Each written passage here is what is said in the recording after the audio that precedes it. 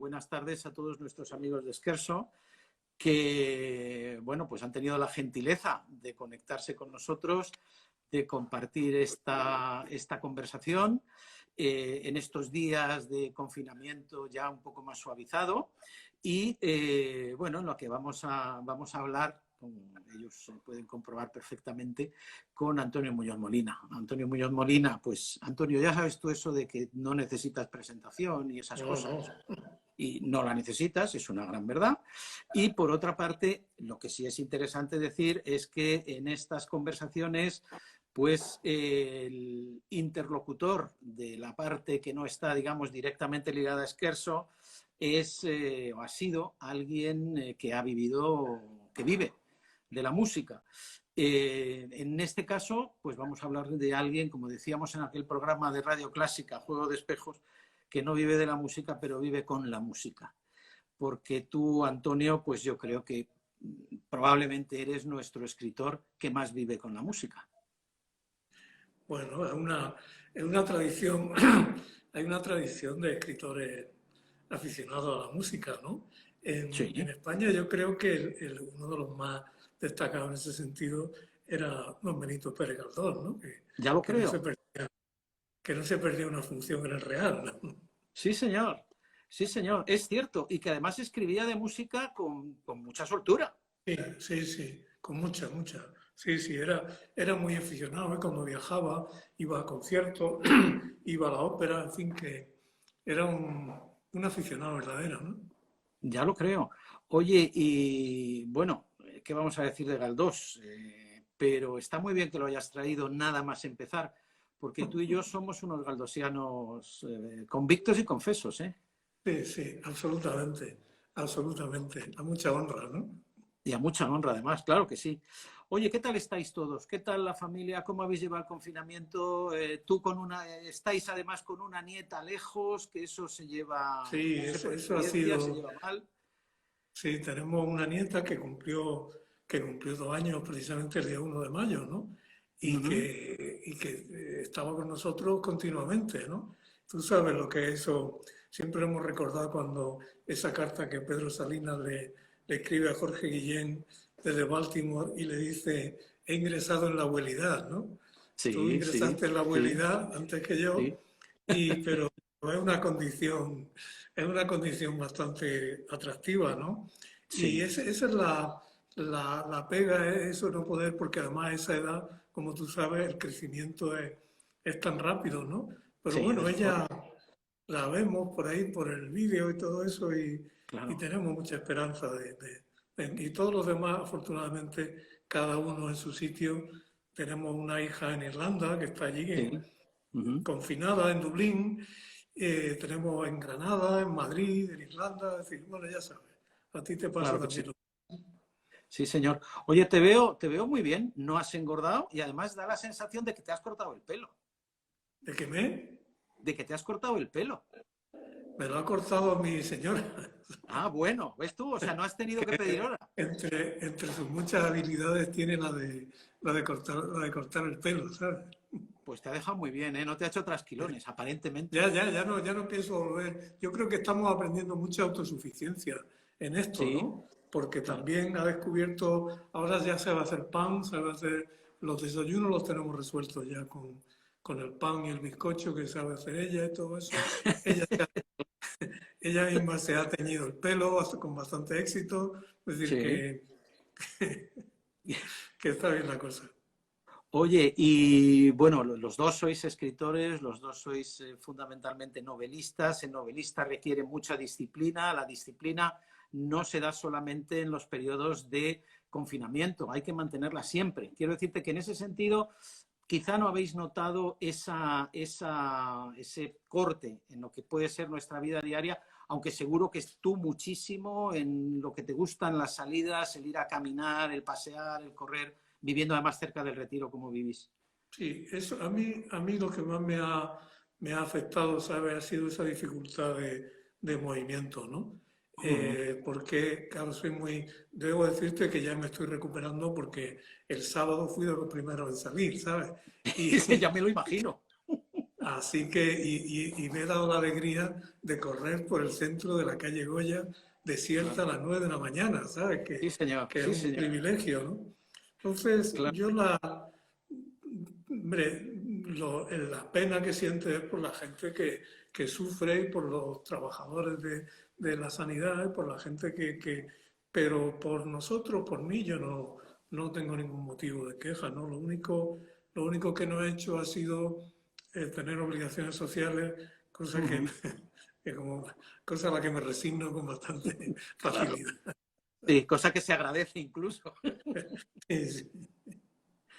Oye, ¿y cómo te ha acompañado la música en el confinamiento? ¿O te sigue acompañando? Porque tampoco se ha terminado esto del todo, ni mucho menos. No, mira, ha sido muy curioso. Al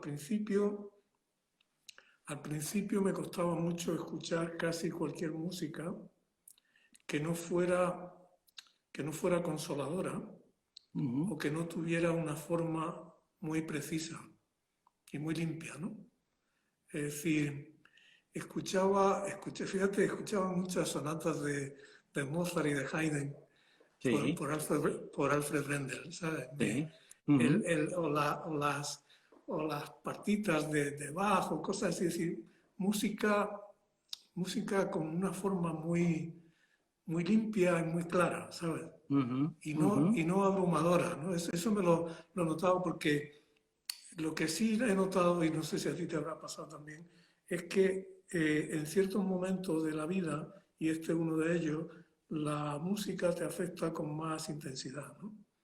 Es decir, tiene una respuesta emocional muy fuerte. Entonces hay cosas que te gustan mucho y que de pronto no puedes escuchar, ¿no? Porque entonces yo al principio era eso, ¿no? Escuchaba solo clasicismo limpio, ¿sabes? Sí, sí, sí, sí, sí. Y, y luego, como además llegó la Semana Santa, Ujú. entonces yo en Semana Santa siempre, todos los años me pongo la Pasión según San Mateo por una versión de Harnon Kurt que tengo de hace Sí. muchos años, que me Ujú, gusta mucho, ¿no? Entonces la Semana Santa, claro, trajo la Pasión según San Mateo, ¿no? Y trajo también la lectura del Evangelio según San Mateo, y de ahí pasé al Evangelio según San Juan. Entonces me puse a oír la Pasión según San Juan, que yo ujú. creo que no había oído nunca, o casi nunca, ¿no? Sí. Ujú, Así que eso es, y respondí a eso, he respondido a eso con una intensidad tremenda. Hay un momento que a mí me gusta mucho para escuchar música, que es cuando saco a mi perro por la noche, sí, ¿sabes?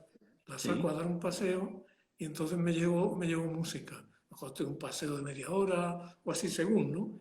Ujú. Y por este Madrid sin nadie, ¿sabes? Claro, Me sí. acuerdo una noche que salí con la misa de la coronación de Mozart.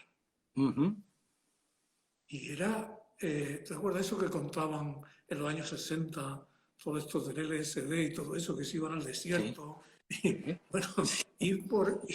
ir por la calle Goya a medianoche, escuchando eso, escuchando, ¿sabes también lo que he escuchado mucho? Que siempre lo escucho mucho, al padre Victoria, ¿no? Ajá, El sí. Visium Defunctorum, o esas cosas, ¿no? Eso me producía un estremecimiento tan profundo, ¿sabes? Había como Ujú, una correspondencia entre esa soledad y ese silencio y esa música, ¿no? ujú. Oye, me dices que salías a pasear con tu perra. Yo sé que tu perra es también muy musical, es muy melómana. Sí, sí, Eh, es muy especializada, ¿sabes? es muy Y, especializada por eso. Quería sí, que nos contaras un mi poco perra de tu escucha perra. la música que le gusta escuchar vinilos. Fíjate qué curioso que cuando pongo CDs no le hace mucho caso, ¿no? Yo creo que, Sí, claro, como tienen ese oído tan preciso, ¿no? sí, Entonces le gusta mucho le gusta mucho el jazz. sí, Digo que le claro. gusta mucho porque se pone delante Ujú, del altavoz, ¿sabes? Con las sí, orejas en movimiento, ¿no? sí, Entonces, sí. como tengo unos altavoces bastante buenos, cuando tú ves cómo la oreja va moviendo en la dirección del instrumento que está haciendo un solo, ¿no? Sí, Y le sí. gusta, y yo he comprobado que, por ejemplo, le gusta más que, por ejemplo, Bill Evans, le gusta Ornette Coleman. Ah, O oye, le o sea que le gusta, gusta un o le jazz, gusta, digamos, muy le gusta avanzado, ¿no? mucho, le gusta mucho Thelonious Monk y le gusta mucho y Coltrane también, ¿sabes? Pero Ujú. el jazz así un poco experimental, ¿no? El free jazz, eso le gusta mucho. Es decir, que no es que yo me lo esté inventando, es que yo la Claro, veo. Y entonces cuando termina una cara del disco y se sí, para, se pone a sí. ladrar. Entonces tengo que volver a toda prisa, darle la vuelta a Claro, claro, Delete claro. A y... continuar Pero, la jam yo te session. digo, le gustan esas músicas, claro, con unas diferencias instrumentales muy claras, ¿no? Es Ujú. decir, de pronto el contrabajo, un solo de batería, ¿sabes? Eso la fascina, ¿sabes? Se queda ahí conmigo durante horas, no hace otra cosa. Sí, sí. Es que los animalitos son muy peculiares con eso. Nosotros tuvimos una gatita que se llamaba Sabelita, que murió casi con 19 años, muy longeva, y le gustaba mucho la música de Giacinto Scelsi, música Claro, que a muchos humanos no les agrada y que sin embargo es una de las cumbres de la modernidad claro, más claro. absoluta. Y cuando le ponías, yo hice una vez el experimento, le dije, vamos a oír esto, Sabelita, que pertenece más a tu negociado, digamos. Y le puse el dueto bufo para dos gatos de Rossini, y primero escuchó como perpleja y luego salió inmediatamente como despreciando esa música, que era un recuelo de la realidad gatuna, ¿no? Claro, se estaba quejando de apropiación cultural. Estaba acusando a Efectivamente, Rossini, eso estaba es. acusando a Rossini como acusan ahora al pobre Gershwin, ¿no? Con, Sí, con sí, Porgy and Bess, ¿no? De apropiación cultural. pero tremendo, tremendo. Acaba de salir, ahora que lo dices, una biografía de Gershwin muy interesante. El otro día venía Sí, la crítica, la verías en el sí, sí, sí. Science Literary Supplement, donde efectivamente aparecen todas estas cuestiones de la apropiación cultural. Bueno, se le perdona la vida en determinados aspectos y en otros, pues, muchos menos, ¿no? Es curioso Bueno, pues es que esto está lo lleno que de pasa. policía. Ahí está, ahí está. Todo, todo se ha llenado de policía, ¿no? De pronto. Claro, claro. Oye, ¿qué te parece toda esta balumba, iba a decir, de oferta cultural, de kits de supervivencia cultural, de vídeos a disposición de todo el mundo, de músicas, de libros? Es decir, de todo eso que cuando volvamos a esa normalidad, que ya hablaremos si nos da tiempo al final de cómo debe ser esa nueva normalidad, la gente va a volver a comprobar que para eso hay que gastarse el dinero. Claro, claro. Es que hay una cosa, es que el arte no tienes que presentar un carnet de entrada, ¿no? Entonces todo el mundo, y está bien, porque todos somos, la música o la literatura responden a impulsos universales del ser humano, ¿no? Entonces todos tenemos ese impulso y claro, uno le sale mejor y otro peor, ¿no? Pero a mí yo la verdad es que no estoy muy al tanto de eso. El otro día me enseñó una cosa, Elvira, muy bonita, un proyecto de unos pianistas en el que participaba un conocido nuestro, que tú conoces también, Antonio Galera, ¿no? Claro. Y nosotros hicimos amistad con el hijo de Simon Rattle, que Ujú, se llama Sasha Rattle, y es un gran clarinetista, ¿sabes? ujú. Y este hizo una cosa que nosotros vimos en una cosa de esta que se juntan muchos músicos, hicieron con él, con su, con su clarinete, hicieron una versión de un área de La Pasión según San Mateo que era espectacular, ¿sabes? Es decir, que Ujú. esto es como todo. Hay muchas cosas que son malas y hay muchas cosas que son buenas, porque hay muchas cosas buenas también, ¿no? Yo creo que todo se va aclarando, ¿no?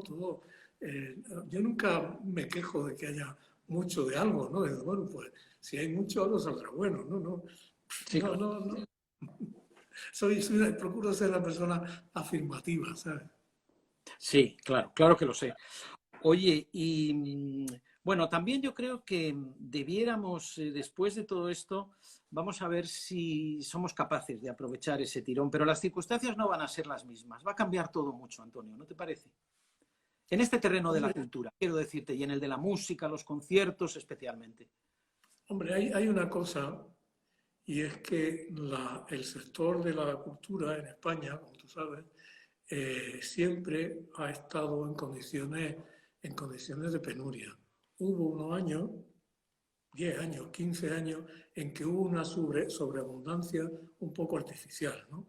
En la que pues tenemos el ejemplo de las construcciones de auditorios y de centros culturales y todo eso, al mismo tiempo que se descuidaba la educación musical básica, ¿no? Es decir, cuando la época que tuvimos de esplendor fue un esplendor en gran parte cosmético, ¿no? Luego llegó la crisis, la del 2008, y eso fue como una cosa, tú sabes que en el mundo del libro está cuantificado, es decir, entre el 35 y el 40%, Sí. que es una cosa, es más de la tercera parte, ¿no? Claro. Eso tiene que ver también con una penuria, con una indiferencia y una hostilidad del establishment político y del Estado y de la administración en el sentido más amplio, la falta de interés en la cultura, la falta de importancia que le concede a la cultura. Es decir, yo siempre me acuerdo cuando Pedro Sánchez cuando fue por primera vez presidente del gobierno, ¿no? La primera entrevista que le hicieron en televisión española, con toda pompa, en directo, en la Moncloa, preguntas de todo tipo y al final una pregunta sobre fútbol. Claro. En ningún momento hubo nada sobre cultura ni sobre educación. Sí, ¿no? sí, sí. Entonces, y hemos visto la vergüenza que nuestro amigo Cibran Sierra ha estado ahí muy, muy militante, ¿no? La vergüenza de que cuando ha llegado esto, el ministro de Cultura ha estado desaparecido. Absolutamente, sí. Hay otra cosa que igual no es este el lugar para discutirla, pero sí creo que hay que hacer una pequeña referencia, es que yo no he visto en ninguna parte reseñado que había un ministro de Cultura, que era José Guirao, que era una persona que estaba cualificado, era culto, era sensible, de verdad. Sí, sí. Y además tiene una amplísima experiencia en la administración cultural. Entonces, con todos esos méritos, a Guirao lo cesan, nadie pregunta por qué, nadie da ninguna explicación, nadie lo echa de menos. Es decir, con todos los respetos a este señor que han puesto que no sé quién es. ¿Sabes? Pero, claro, es que no sabemos quién es. Bueno, pues podría ser un podría ser estupendo, un funcionario eficacísimo. Entonces, lo que vamos a ver aquí ahora es que yo creo que esta crisis lo que hace es mostrarnos todas nuestras debilidades, las debilidades profundas, las debilidades que se cubrían de esa manera que se cubren las cosas en España, ¿no? Dice, ahora sí, el daño que han sufrido la industria musical, la industria cultural, el daño que sufrió por la piratería, ¿no? Sí, desde luego. El daño que sigue sufriendo por el hecho de que ahora la manera principal de escuchar música es a través de Spotify, ¿no? Entonces, ¿cuánto dinero saca un músico normal, no una estrella de la música pop? ¿Cuánto saca un músico normal, ¿no? Entonces, todas esas penurias, claro, se juntan ahora. Dice, ¿qué habrá que hacer? Pues yo creo que los que tenemos sensibilidad, los que tenemos afición, tendremos que ser más militantes todavía. Tenemos que comprometernos con aquello que nos gusta. Tenemos que comprometernos en apoyar de verdad, de corazón, en la medida de nuestras posibilidades, a los músicos, a los libreros, a la gente que vende discos, a la gente que está enseñando música. Es decir, esto es una cosa muy grave, ¿no? Es muy grave. Me imagino que verías el domingo pasado un artículo magnífico de Encarna Roca, del Tribunal Constitucional en El País, hablando de la obligación constitucional que los poderes públicos tienen con la cultura, como tienen con la sanidad o como tienen en otros aspectos de la vida pública. Me pareció muy valiente, muy inteligente y muy puesto en razón. Hombre, claro, porque en España tú sabes que la cultura es una cosa que siempre se ha visto como algo que es como un adorno, como una carga, ¿no? Y no, dejando aparte los valores humanistas, que tampoco es para dejarlo aparte, pero bueno, pero oye, es una industria que da muchos puestos de trabajo, Claro, claro. que requiere mucha cualificación y que además da la casualidad de que nuestro país, igual que hay países que tienen petróleo, o que nuestro país tiene un patrimonio cultural incomparable, ¿no? Entonces es un patrimonio, eso se contrasta con un sistema político en el que casi la única cosa que tienen en común el gobierno, la oposición, los centralistas, los independentistas, es o bien el desprecio absoluto o bien el interés únicamente doctrinario o manipulador o de predicación ideológica de la cultura, ¿no? Eso es una cosa que clama al cielo, es decir, estos son puestos de trabajo, esto es riqueza, esto es un país que ha confiado su economía a una cosa tan frágil como el turismo de masas, ¿no? Que ha descuidado el conocimiento, la educación, dejando, y no, tampoco quiero dejar la parte, dejando que la gente se vaya. Precio, claro, el desdén que hay hacia el saber, hacia la sensibilidad, ¿no? hacia las formas, ¿no? Es una cosa desoladora, pero bueno, no podemos rendirnos, tenemos que No, claro, claro. Pero realmente el país necesitaba un plan estratégico para la cultura. Hombre, claro. Pero además, de la misma manera que se hace para una empresa que sabe cuáles son sus fortalezas. Hombre, fíjate Portugal, fíjate Italia, Francia, Alemania, ¿no? Y nosotros estamos en esta penuria. Ya te digo, si Brand hizo aquel manifiesto, ¿no? Y que compraba premios nacionales, que lo firmamos Elvira y yo, ¿no? Claro, porque era tan escandaloso, ¿no? Pero bueno, vamos a seguir hablando de música, hombre, si no nos ponemos... Venga, vamos a seguir. Vamos a seguir hablando de música. ¿Qué has escuchado tú? ¿Qué es lo que más has escuchado tú? Lo que más he escuchado yo, pues mira, yo he hecho una especie de... Yo soy muy de inmersiones por determinados momentos. Hago aquello, como tú, aquello que Federico Sopeña llamaba la cura de Bach. Yo he hecho la cura de Bach también en esta Semana Santa, con las pasiones, exactamente lo mismo que tú. Y mi monográfico de concentración han sido las sonatas para piano de Beethoven, en muchas versiones. Me ha gustado escuchar en muchas versiones la integral. Y bueno, creo que he sacado conclusiones muy interesantes. Vamos a citar nombres. Pues he sacado la conclusión de que me encanta la integral de Barenboim y que me encanta la integral de András Schiff, por ejemplo. Y la de Paul Lewis. Son las tres que he escuchado con más interés. Pero estamos hablando de música y antes de seguir hablando de música, sí me gustaría plantearte algo, Antonio. Con toda esta cantidad de cosas que hemos recibido, todos estos mensajes culturales, todas estas músicas, nos hemos olvidado muchísimo del silencio. ¿No te da la sensación que la gente, nosotros, todos, hemos perdido la posibilidad de estar en silencio con nosotros mismos durante un rato, aunque fuera durante un rato todos los días? Que nos da miedo el silencio, que nos aterra el silencio.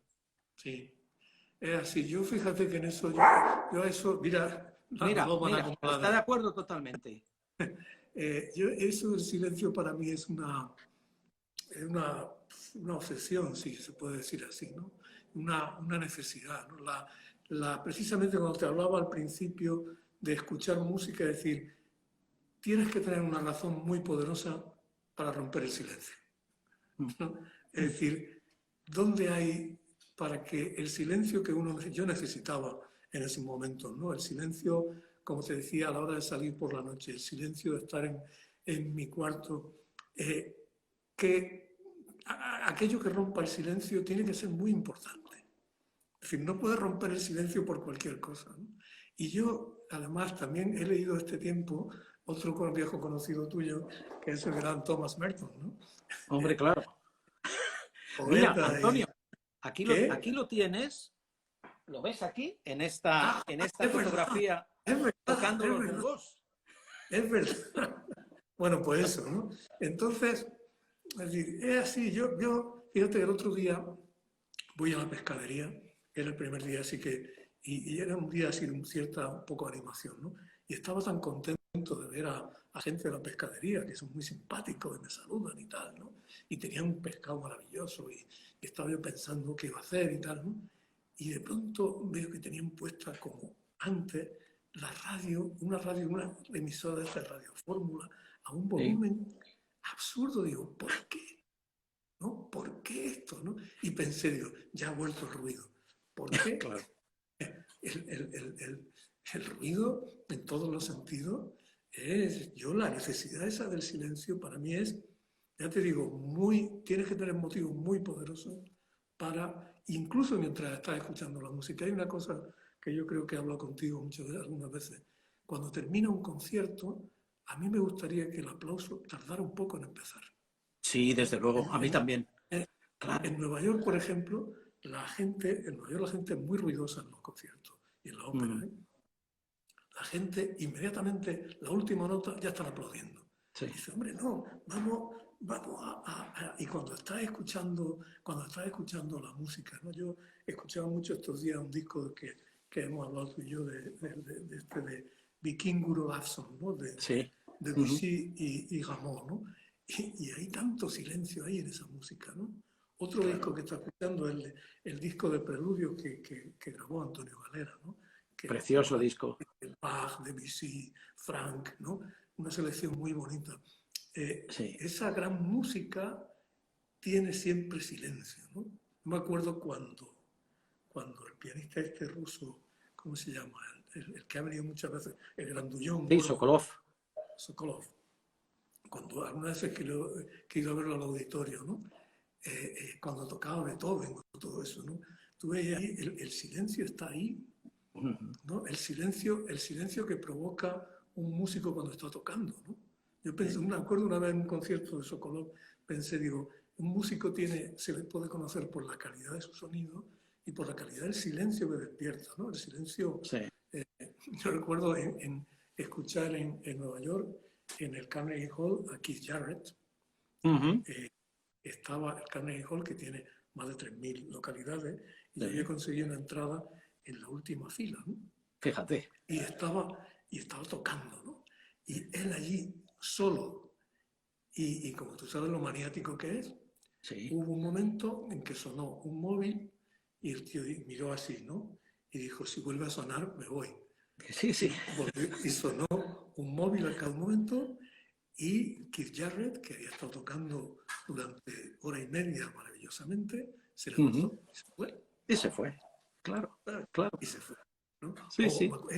Hay otro silencio, que ese no lo he estado yo, pero me lo ha contado Elvira, es una vez cuando tocó Joao Gilberto también en Carnegie Hall. Ujú. Y ella fue a verlo, yo no fui a verlo ese día, ¿no? Y estaba Joao Gilberto tan pequeñito, microscópico, allí al fondo, Ujú. ¿no? Con la guitarra, ¿no? Porque dice, Sí. además hay una cosa en los grandes músicos, igual que en los grandes escritores, hay como una noción de la economía de las cosas, ¿no? Cuando Sí. tanto ruido, veías a Joao Gilberto él solo con una guitarra, o como cuando Thelonious Monk tocaba solo con tan Ujú. pocas notas, ¿no? Ujú. Es como un ejercicio como una especie de purga, ¿sabes? Una Sí. purga de ruido, Sí. no, esto es el máximo, esto requiere el máximo de concentración, ¿no? Claro, Aquí no se puede uno distraer. Eso claro.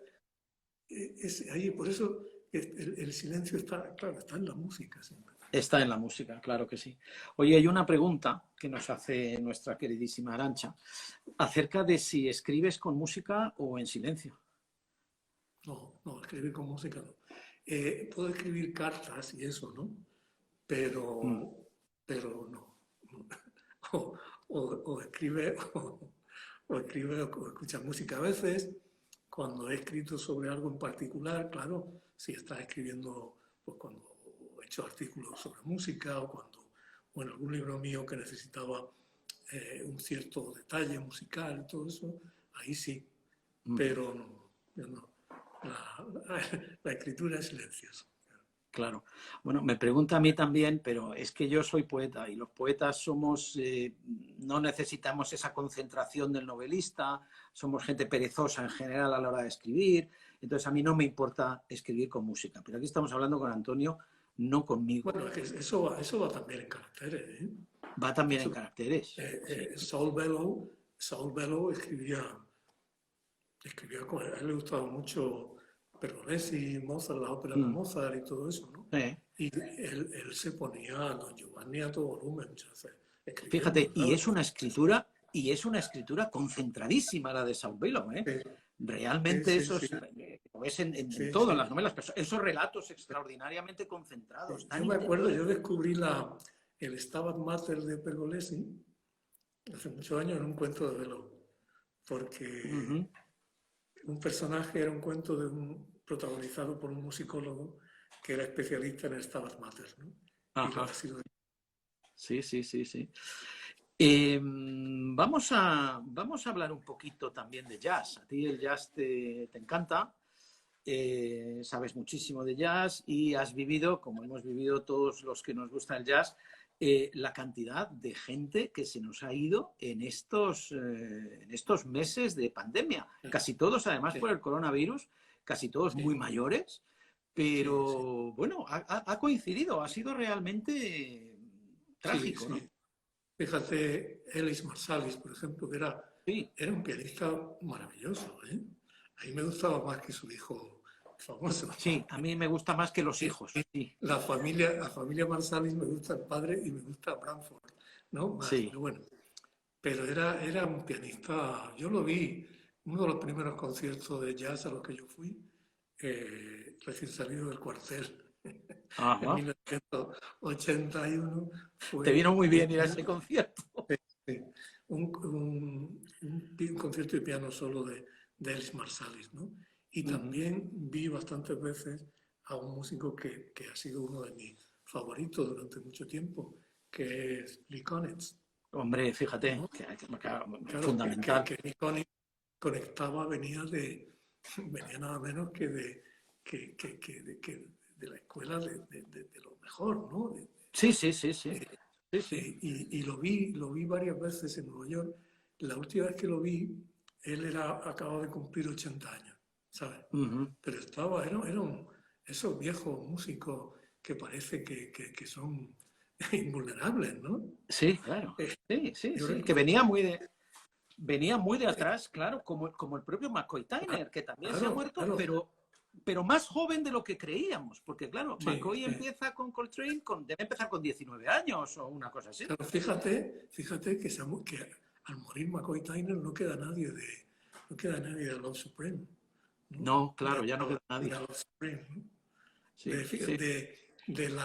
Eso es curioso, ¿verdad? Del Kind of Blue queda Jimmy Cobb, el batería, Ujú, al que yo veía muchas veces en un club que había al lado de mi casa en Nueva sí. York, se llama Smoke, Ah, ¿sabes? sí, sí.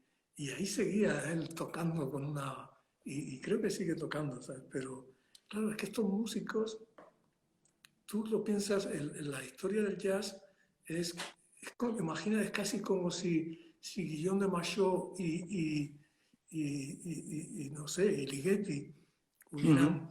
hubieran casi coincidido en el tiempo, ¿no? Sí, sí. Porque, ¿no? Claro, Porque, claro. claro, Porque se, tienes, se, se concentra todo el claro, desarrollo de la historia del género. es Claro. decir, en los años 60, por ejemplo, en los 70, al principio de los 70 estaba tocando Louis Armstrong y Ujú. estaba tocando Keith Jarrett, ¿no? Claro, Es claro, decir, claro. que ha habido en la música, eso lo pienso yo mucho, ¿no?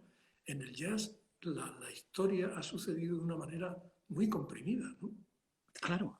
Sí, sí, ¿No? sí, sí, sí. Entonces, yo estos días, fíjate que cuando pasó un tiempo, de pronto me apeteció escuchar a Louis Armstrong, las Ujú. grabaciones de los Hot Five, de los Hot Seven, ¿no? Sí. Y fue la primera música alegre que escuché en el confinamiento. Ujú. Ya, ya, fíjate. Sí, sí, sí. Oye, y lo que comentabas de la concentración, de la historia, de la interpretación del jazz, etcétera, es que me trae a la memoria el programa de esta mañana de jazz en Radio Clásica de nuestro queridísimo, admiradísimo, nuestro maestro Luis Martín, que hablaba de cómo había evolucionado Brad Meldau, de cómo él dice, al principio no sabíamos cómo iba a ir esto. Y poco a poco esto ha ido yendo y esto ha ido mejor. Y ahora ya sabemos que es realmente un pianista extraordinario. Pero fíjate, Brad Meldau, que también, casualmente, antes de escuchar a Luis Martín, había yo escuchado el disco que tiene con René Fleming, con canciones con textos sobre Rilke, nada menos. Es decir, fíjate las posibilidades que tiene el propio jazz de desarrollarse, ¿no? Claro, es que son músicas muy que mezclan muy bien, ¿no? Es decir, que establecen puntos de contacto con cualquier otra música, ¿no? Fíjate, por ejemplo, a mí una obra musical que me gusta muchísimo es la versión de John Lewis del Clave Bien Temperado, ¿no? Claro. Sí. Entonces, dices, parece que Bach es un compositor de jazz y que, pues claro, hay un elemento ahí que yo creo que cuando tú hablabas de las sonatas de Beethoven, yo creo que en las sonatas de Beethoven, sobre todo según te vas acercando al final, lo que hay es como la huella de la improvisación, ¿no? Es decir, sabemos que Beethoven era un grandísimo improvisador, ¿no? Y Beethoven, en esa última sonata, lo que hace es que imprime la improvisación en la forma terminada. Porque tú ves cómo va por un camino y parece que se cansa de él y va por otro, ¿no?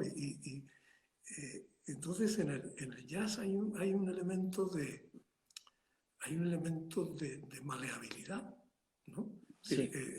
Tú ves cuando los discos que ha hecho Martirio, por ejemplo, ¿no? de copla con Chano Domínguez, el jazz se expande por ahí, ¿no? Sí. O con músicos africanos, bueno, Meldau con René Fleming, ¿no? No sé, Sí, sí, sí. La propia carrera de McCoy, ¿no? Cuando McCoy claro, deja, digamos, el formato clásico y expande con Steve Turre, con gente de este tipo, ¿no? sí, Haciendo claro. esos discos tan latinos, en cierta manera. Antonio, tenemos una pregunta para ti, que es que ¿qué música de películas es la que más te gusta? ¿O qué película con una banda sonora te gusta más? Hombre, a mí las bandas sonoras de Bernard Herrmann Claro. creo que Sí, no, son... no es tan mal. Es decir, hombre, fíjate, hay dos directores de cine que tienen un sentido musical extraordinario, que son Carlos Saura y un poco Kubrick, ¿no? Sí, Y el sí. modo en que Kubrick introduce la música, piensa el trío número 2 de Schubert en Barry Lyndon, por ejemplo. Es una cosa, Sí. ¿no? O el modo en que introduce a Rossini en La Naranja Mecánica, a Rossini y a Beethoven, ¿no? Y a Carlos Saura le pasa eso, tiene un sentido musical, tú sabes que él es un melómano, sabe muchísimo de flamenco, pero toda clase de músicas populares, ¿no? Y yo me acuerdo cuando, una vez que yo estaba en Washington con el Post Classical Ensemble de estos amigos nuestros, ¿no? Y presentábamos la película de Carlos Saura, El amor brujo, ¿no? Y Sí. tú veías que era un musical en el sentido, era un musical en el que era música hasta el modo en que los pies de las bailadoras se deslizaban por unos sacos de plástico que había en el suelo, ¿no? Pero eso, aparte de eso, yo te digo, a mí como aficionado, Bernard Herrmann me parece, aparte que él es un músico, su música de cámara su quinteto de clarinete es maravilloso, ¿no? Su sinfonía y todo eso, la música de cámara que tiene. A él es para mí y también como músico de cine Silvestre Revueltas, ¿no? Sí, Piensa claro. en redes, ¿no? Claro, sí.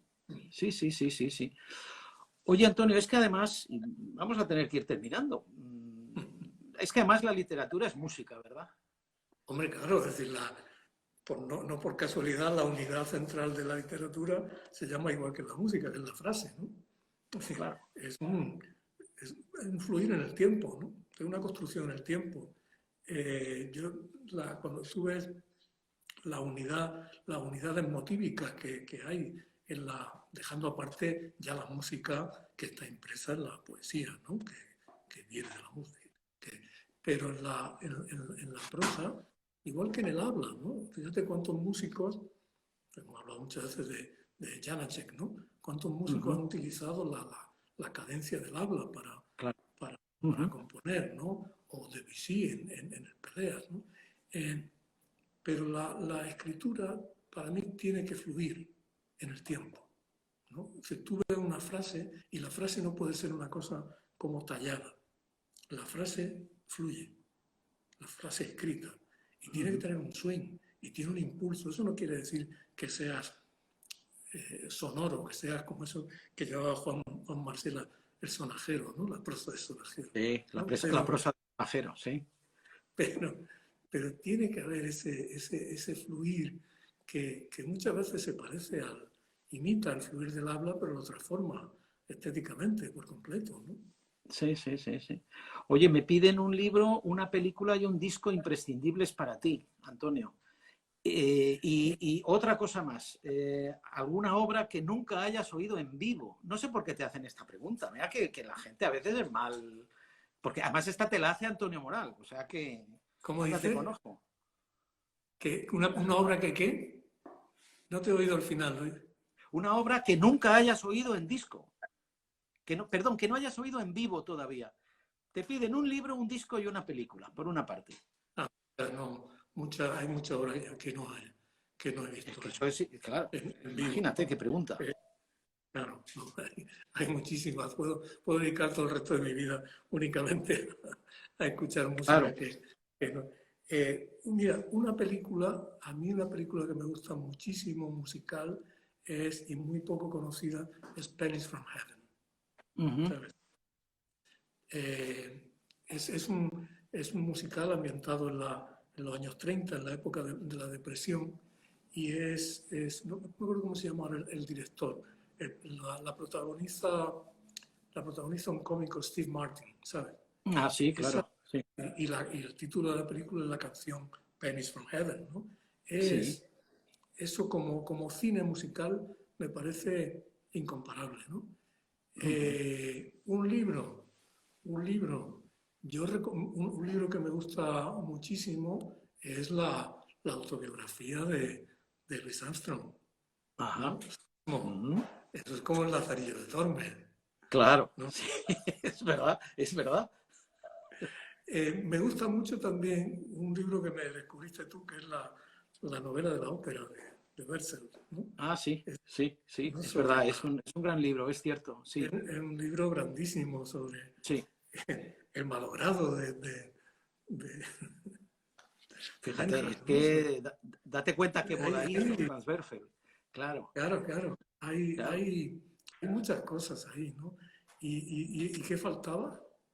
Y faltaba, vamos a ver, una película, un disco, Pues mira, una música. Hay un disco de Sonny Rollins que estoy oyendo mucho estos últimos días, que es uno de los primeros discos que yo compré en mi vida, que se llama On Impulse. Sonny Rollins On Impulse, ¿no? Que tiene algunas versiones de estándar. Tiene una versión la primera canción es On Green Dolphin Street. Es una versión que es una versión completamente deconstruida, es decir, la melodía aparecen instantes de melodía nada más, ¿no? Sí, bueno, como era Sonny Rollins, claro. Claro, ¿no? Está vivo. Como es, efectivamente, que es de los que nos quedan. Sí, señor. Oye, Antonio, ese disco lo escucho mucho estos días. ¿Y qué te queda por escuchar que te apetezca especialmente y no lo hayas conseguido todavía? No, son muchas cosas, ¿no? Fíjate, claro, es que estas preguntas de moral son tremendas. Me gustaría asistir a un buen ciclo del Anillo del Nibelungo. Muy bien. Porque asistí a uno en Nueva York, que era así. O sea, con estas cosas ya de las escenografías que para mí son insufribles. Ya he perdido aquí la paciencia y he perdido todo. ¿Sabes? Es decir, es que ya no aguanto. Ya estoy harto de ir a la ópera y cerrar los ojos para no ver la idiotez que se le ha ocurrido al último imitador de Héctor Vieito, ¿no? Ya. Ver gente con la cabeza pelada, arrastrándose por el suelo, en fin.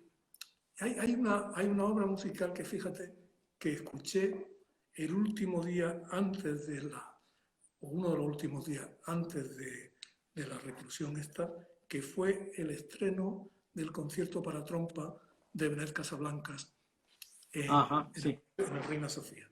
Bueno, Ujú. un concierto para trompa maravilloso. Sí, Eso fue, sí, sí. Que es un gran compositor, Benet, desde luego. hombre, además es un compositor que a mí me gusta que se mide con las grandes formas, ¿no? Sí. Que se mide con el partido de cuerda, se ha medido extraordinariamente con la ópera, claro. ¿no? Sí, también. Entonces, es decir, parece que en estos tiempos no es propio tomarse en serio las grandes formas, ¿no? Ujú, Igual que ujú. tomarse en serio la novela, ¿no? Es la sinfonía. ¿Cómo es una Claro, sinfonía? claro, ¿Cómo es una claro, claro. ópera? ¿Cómo es un cuarteto de cuerda? ¿No? ¿Cómo es un concierto de trompa? ¿No? Con todas las de la ley, ¿no? Entonces, esa temeridad suya me gusta mucho, ¿no? Muy bien. Oye, pues Antonio, yo creo que vamos a ir cerrando. Llevamos pues casi 50 minutos de conversación. Podríamos estar pues otros 50 por lo menos. Pero bueno, nos debemos a un cierto formato. Y entonces, pues bueno, vamos a terminar. Yo Eh, tengo que salir a aplaudir. Tienes que salir a aplaudir, claro. Pues te quedan 4 minutos para Claro, aplaudir. Así que, Antonio, muchísimas gracias por haber estado con nada, nosotros y gracias a muchísimas vosotros. gracias a todos los que nos han visto a través de este Instagram de Scherzo. Decirles también que el sábado tendremos a la misma hora a Alfonso Aijón conversando con Pablo Rodríguez. Yo no me lo perdería y desde luego no me lo voy a perder. Tú tampoco, ¿no, Antonio? No, claro que no. Oye, Estupendo. muchos saludos a todos, incluido Morales. Bueno, saludos a todos, naturalmente. Van a poder ver esta conversación también nuestra, pues en el propio Instagram y después en YouTube y en todos estos medios en los cuales estas cosas pueden verse. Así que lo dicho, muchas gracias a todos. Chao. Gracias, hasta luego. Chao, gracias.